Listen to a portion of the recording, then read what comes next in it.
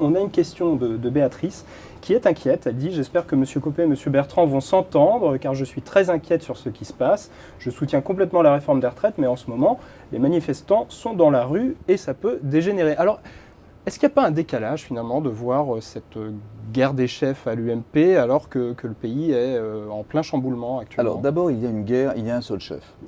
C'est le président de la République. C'est le chef de l'État, mais c'est aussi le chef de la majorité. C'est le chef de l'UMP. Et donc, par voie de conséquence, le chef de l'UMP. C'est clair. Donc nous sommes là dans des querelles de sous-chefs. D'accord ? Et moi, je ne les ressens pas comme votre internaute, ces querelles de sous-chefs. Je travaille avec Xavier Bertrand.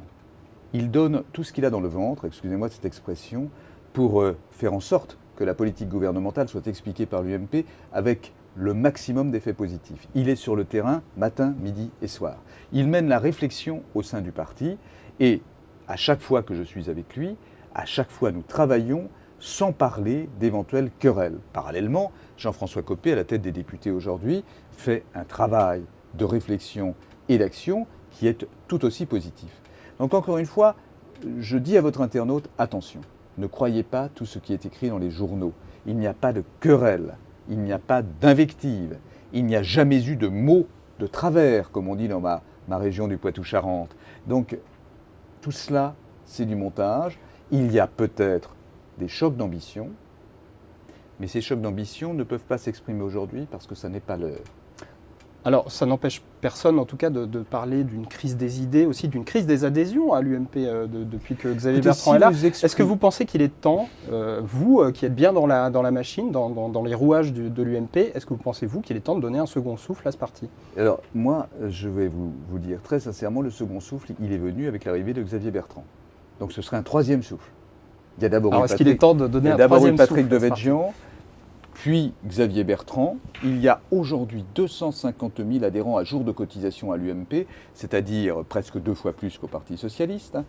Il y a sur le terrain des fédérations qui fonctionnent, grâce d'ailleurs à la remise en état qu'a effectuée Xavier Bertrand.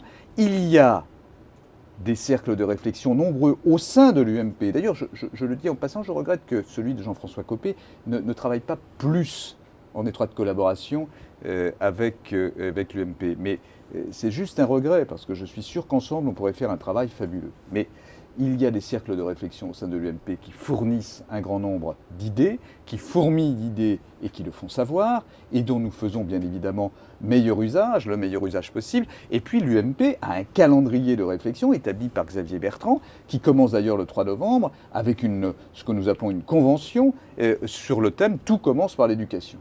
Donc on peut toujours faire tous les procès à ceux qu'on a en face de soi.